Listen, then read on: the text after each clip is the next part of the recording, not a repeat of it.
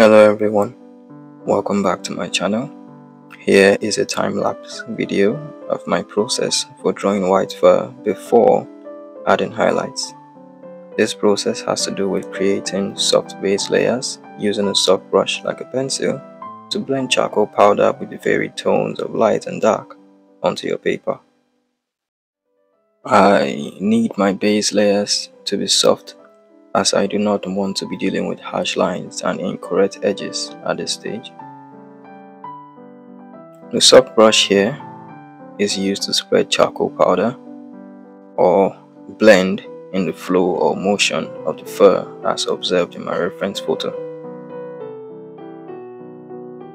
So this is all for now. I hope you enjoyed watching my process. See you in the next one. Bye.